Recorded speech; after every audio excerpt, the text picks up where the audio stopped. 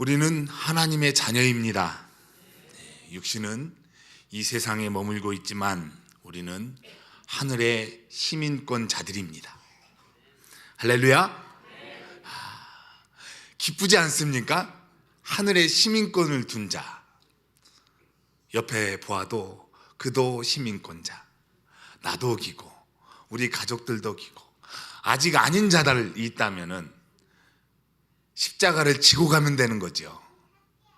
주님께서 열어주시고 주님께서 맡아주시고 책임져 주시는 그의 삶이 얼마나 복되겠습니까? 이 믿음을 가진 자녀들을 통해서 주님은 오늘도 교회를 세워나가고 계십니다. 잘하셨습니다. 저를 보시면 안 돼요. 고맙습니다. 감사합니다. 이제 적응할 만 되셨잖아요. 옆에를 보고 하셔야죠. 앞으로도 잘 부탁드립니다. 우리 끝까지 힘냅시다. 할렐루야. 이야. 이 예배 안에서 한 몸 되었고 공동체 안에서 주님의 사랑을 느끼기에 부족함이 없다면 이것이 천국의 또 다른 삶을 살아가는 아주 복된 길 아니겠습니까? 오늘 하나님께서는 예배를 통해서 우리에게 주님의 위엄과 영광과 존귀와 찬양을 드러내십니다. 그 안에 구원이 있고 기쁨이 있고 영원한 생명이 있습니다. 회복과 치유가 일어납니다. 기쁨과 회복이 있습니다. 죄의 씻음과 거룩해 하시는 성령의 역사가 우리 가운데 일어나게 됩니다. 우리는 그러할 때 그의 안에 있을 때 살아갈 힘과 활력을 얻어 가지고 갑니다. 오늘 그 귀한 시간 되시기를 바랍니다. 이 은총을 힘입은 자들은 찬양을 통해 하나님께 영광을 드러낸다고 말씀하십니다. 그 영광을 또한 받으시는 하나님이라고, 유일하신 하나님이라고 말씀하십니다. 온 우주 만물은 창대하지만 그 무한하신 은혜를 우리 가운데 주지 않으신다면 그것이 아무런 무슨 소용이 있을까요? 꼭 필요를 따라 이 땅에서 가장 우리의 형편을 잘 아시는 주님의 도우심에 그 아름다움이, 거룩하신 속성이 오늘도 우리를 다스리고 계십니다. 이것은 우리의 삶에서 하나님의 존재를 인정하는 것이고 그의 다스리심을 기다리는 백성, 곧 우리에게서 고백되어져야 될 신앙의 본분입니다. 바울은 로마서 1장 25절에서 하나님은 영원히 찬송할 분이시라고 선언하고 있습니다. 왜 영원히 찬송할 분이시라고 했을까요? 바로 우리가 받은 은혜에 대한 결과가 찬양이기 때문입니다. 우리가 받은 은혜에 대한 결과가 찬양이라는 말씀입니다. 감사의 내용입니다. 존재에 대한 인식, 그것은 영원한 삶의 자리에서 죽을 수밖에 없는 우리를 향해서, 중한 범죄자인 우리를 향해서 의롭다 하신 사건, 십자가의 사건으로 말미암아 죄의 사망의 권세가 단번에 깨치시고 부활하시고 그 능력의 장중으로 하나님의 사랑의 언약을 우리 가운데에 맺어주신 사건이기 때문입니다. 이것이 은혜라 하겠습니다. 그렇기에 은혜의 결과가 찬송, 찬양입니다. 찬양이 음성과 어떤 청각에서만 작용되어지는 것이라고 생각한다면 큰 오산입니다. 성경을 우리는 바로 보아야 될 필요가 있습니다. 성경 안에서는 손을 들어 찬양을 하고 마음의 묵상이 연락되기를 기도하는 마음으로 찬송하였고, 또한 춤을 추며 온갖 소고와 장구와 아름다운 악기들로 하나님을 찬양한 것을 우리는 보았습니다. 히브리어 하바라는 이 단어의 뜻이 엎드리거나 무릎 꿇는 행위, 이 구약에서 60회를 사용하였는데 이 경배로 번역되었습니다. 엎드리거나 무릎 꿇는 행위, 이것이 하나님 앞에 선 찬양의 기본 자세입니다. 다윗은 법궤가 운반될 때 하나님 앞에서 춤을 추었던 것을 우리는 다 기억합니다. 그 하나님의 경배하는 모습, 역사와 문화 속에서도 잘 나타나 있습니다. 로마 제국의 통치 아래서 그리스도인이 된다는 것은 자신의 신변 안전을 포기하는 것을 의미합니다. 모든 이 땅의 권세자들이 로마에서 속한 그 정치 일을 맡은 자들은 기독교인들을 벌레 취급했습니다. 칼과 창검의 위협에서 사자의 밥, 우리 안에서도 초대교인들이 지키고자 했던 것, 그들은 마지막까지 찬송을 부르며 신앙을 지켰습니다. 반모섬에서의 요한도 누가 보아도 철저히 실패한 인생으로 보여집니다. 외로웠습니다. 추방과 곤욕과 그 고된 노역 생활을 마다하지 않는 그 머리 하얀 노인네를 생각해 보십시오. 그 인생이 얼마나 덧없음을, 실패하였음을, 아무런 하나님을 믿는 자녀에게서 보여지는 영광과 얻어질 유익이 없었다는 것을 우리의 눈으로는 볼 수밖에 없겠지만, 하나님은 그러한 인생의 최악의 요건 속에서도 한결같이 자신을 친히 계시하셨고, 그의 장차 벌어질 일들과 아버지의 나라에 감당해야 될 믿음의 사람들이 걸어가야 될 은혜의 역사를 깨닫게 하셨습니다. 찬양은 그 절대자, 우리를 향한 찬양받기를 원하신 하나님의 사역이 그대로 들어져 있습니다. 오늘 그 믿음의 주인공들 되시기를 바랍니다. 찬양은 우리의 현 상황에 대해 이 환경과 시공간을 초월해야 합니다. 최고 전능자 하나님께서 온 우주를 다스리심을 소리 높여 외치는 것을 말합니다. 인정하는 것입니다. 피조물인 우리가 절대자인 하나님을 인정하는 것, 그의 앞에 무릎 꿇고 엎드려 아무 소리 못하는 거죠. 머리조차 들지 못하는 거죠. 숨소리도 새가지 못할 만큼 참담한 심정으로 엎드리는 것을 의미합니다. 본문은 이 말씀 안에서 이 땅의 모든 피조물들은 주님을 찬양하기 위해 지어진 것이라고 결론으로 맺고 있습니다. 바울이 에베소 교회에 향하여 말씀하였을 때에도 이렇게 말하였습니다. 그의 기업의 보증이 되시고 우리가 구속함을 얻게 된 것은 그의 영광의 은혜를 찬송하기 위하여 지음받은 자들이라고 말씀하고 있습니다. 창조의 목적이 찬양이라는 말씀입니다. 그 본문과 일맥의 말씀으로 오늘 말씀이 찬양은 우주와 인간 그리고 피조물의 존재의 유인 것을 다시 한번 확인시켜 주십니다. 시편 148편을 보게 되면 온 우주 만물이 하나님을 향하여 찬양할 수 있는 능력을 가지고 있다는 것을 우리는 발견할 수 있습니다. 예루살렘에 주님께서 입성하실 때 호산나 다윗의 자손이요 하늘엔 영광 땅에는 평화로다, 이렇게 백성들과 온 제자들에게 외침이 있을 때 바리새인들은 이를 격분하며 그들이 잠잠하게 되리라고 이야기해달라고 부탁했습니다.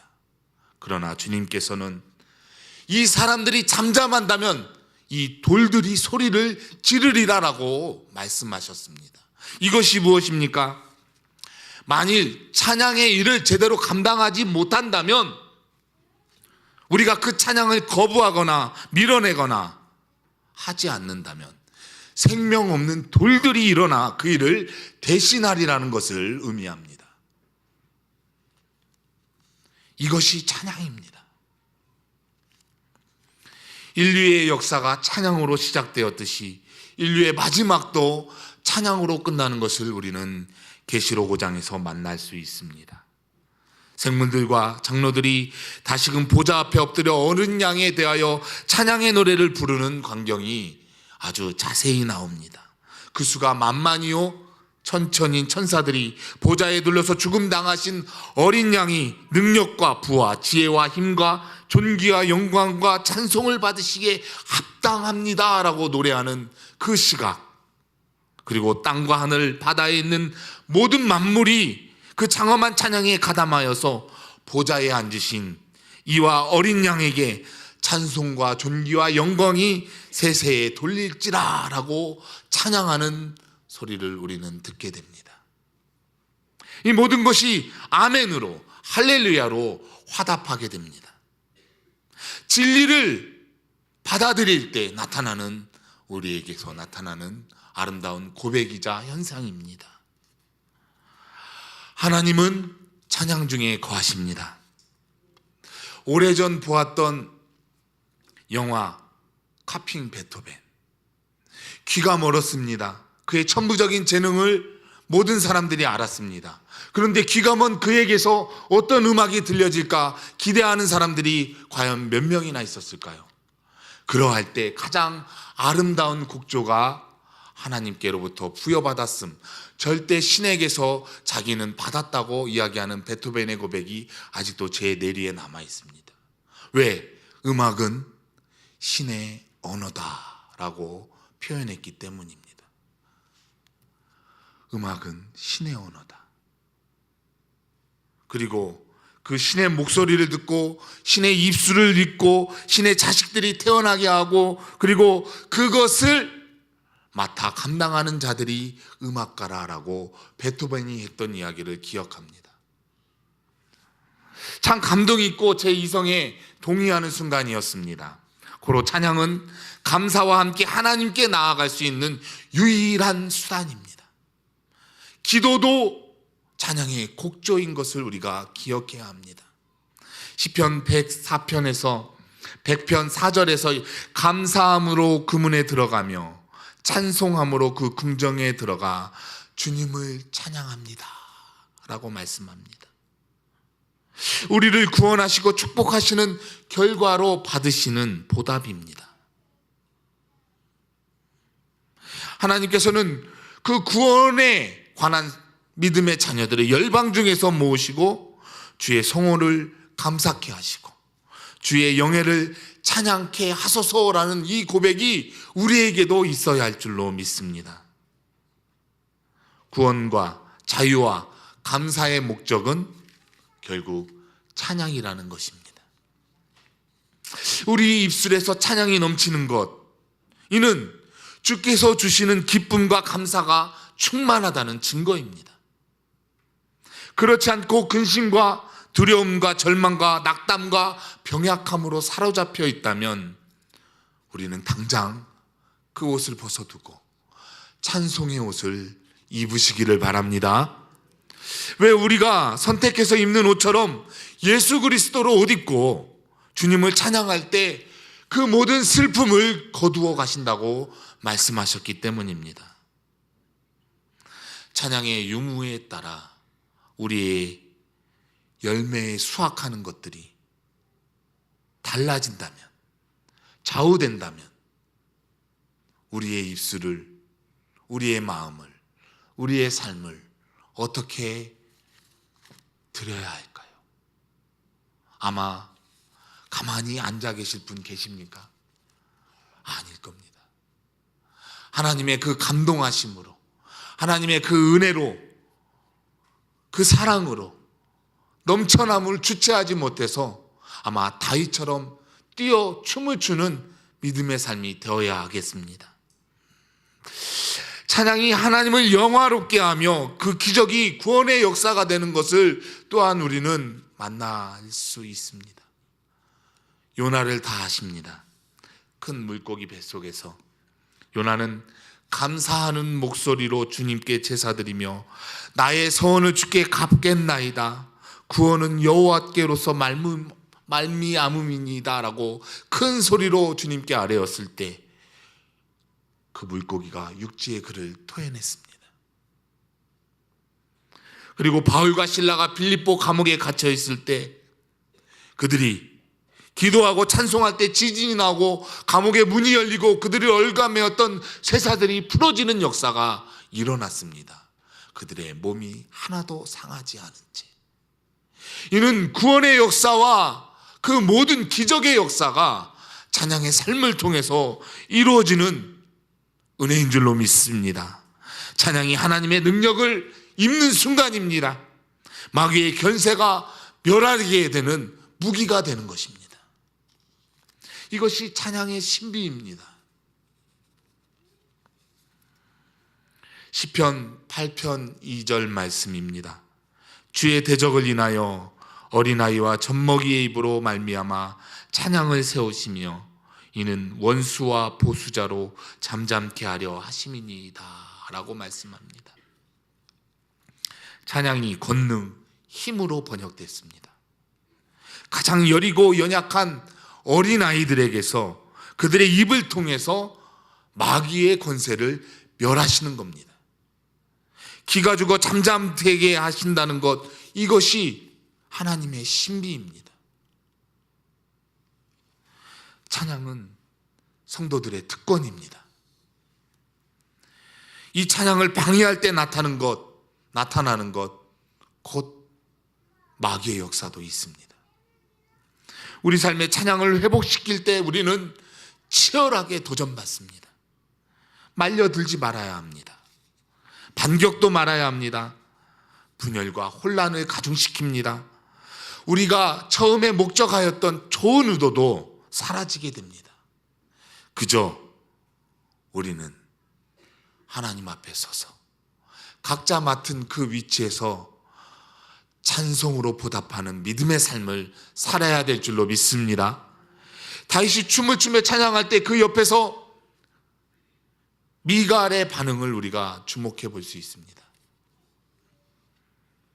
법궤는 다윗 개인을 넘어 민족 전체의 영적 생활에 아주 중요한 위치를 차지하고 있습니다. 하나님과의 언약의 관계를 날마다 상고할 수 있게 하기 위한 장치입니다. 하나님과의 올바른 관계, 거룩히 구별되어 지명된 사람, 하나님의 질서가 아니면 안 되었습니다.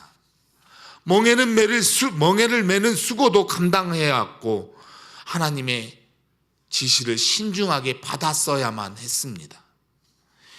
그러나 그렇지 못하였고 이들은 철저히 패배를 맛보고 나서야 성에 무사히 하나님의 원하시는 그 뜻 가운데서 이루어지었습니다. 법궤가 들어왔을 때 다윗은 발을 구르며 손뼉을 치며 껑충껑충 뛰어오르며 요란하게 소리 지르며 연습 아닌 절제도 아닌 자발적으로 하나님을 향해 수치심도 잊은 채 찬양한 그 모습과 별개의 모습인 미갈의 모습을 우리는 마주쳐서 기억해야 합니다. 나라의 중요한 일에 모여든 인파 속에서 그를 맞으러 나왔을 때 미갈은 참으로 업신여겼습니다. 체면을 중요시 여겼습니다. 영적인 의미를 전혀 알지 못했습니다. 오늘날 이의 모습이 우리의 모습과 같다면 우리는 돌이켜 다윗처럼 춤을 추며 하나님을 찬양하는 사람이 되어야 하겠습니다. 그러시기를 부탁드립니다. 욥의 부인도 우리가 기억해야 합니다.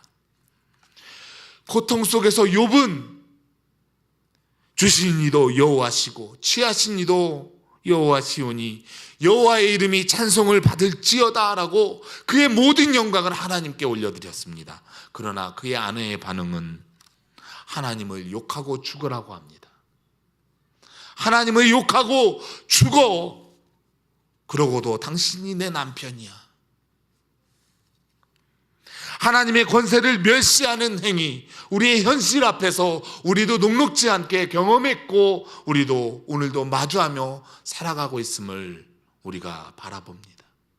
그러할 때 우리도 욥의 인생의 삶을 살아야 합니다. 욥과 같은 믿음의 고백과 찬양을 하나님께 올려드릴 수 있기를 바랍니다. 바리새인도 우리가 기억해야 합니다. 그리스도가 그 모든 영광과 사랑과 관심과 그 그 모든 것들을 자신들에게서 빼앗아 가려는 자로 치부했을 때 얼마나 질투심에 적개심에 가득 차 있었습니까?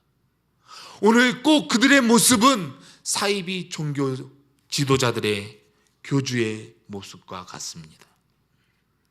자신들에게 취할 영광, 자신들이 받아 누리기에 합당한 일, 그 모든 것을 가로채 받기를 원하지 않는다는 것. 모든 영광은 하나님 한 분께로 향하여야 합니다. 우리가 찬양의 대상은 하나님 한 분인 줄로 믿습니다. 그 밖에 우리의 죄와 무지와 자만과 허영심과 오늘날 흔히 말하는 전통으로 말미암아 하나님의 찬양을 가로막는 어리석음이 우리 앞에 많이 도사리고 있음을 우리가 기억한다면 우리는 결단해야 합니다. 각오해야 합니다. 오늘 본문 말씀처럼 희망도 소망도 아무것도 찾아볼 수 없는 이스라엘 백성에게 자신을 친히 드러내시어서 앞으로 장차 이루어질 일에 관하여 약속하시고 이행하시고 그 모든 신비한 일을 행하여 구속하시겠다고 약속하신 그 하나님의 은혜를 받아들이고 그 받은 은혜에 족한 줄 여기며 살아가고 우리가 그 받은 은혜로 말미암아 하나님의 택하신 백성 된 자로 인침받은 자로 구원을 거저받은 은혜로 하나님을 일생 찬양하도록 부름받았다는 것을 잊지 말고 살아가는 모든 우리 진주문 성도님들 되시기를 바랍니다. 그러할 때 그의 고백이 어떻게 나옵니까? 주님, 오늘도 나를 다스리십니다. 주님, 온 열방을 오늘도 다스리십니다. 그 모든 찬양의 영광을 받아주시옵소서 라고 고백하는 찬양의 삶을 살아가시기를 축복합니다. 내 잔이 넘치나이다. 찬송으로 말미암아 내 모든 삶의 기쁨의 잔이, 감동의 잔이, 은혜의 잔이 오늘도 넘쳐납니다 고백하는 우리 모든 축복의 삶을 살아가시기를 주님의 이름으로 기원합니다. 하나님,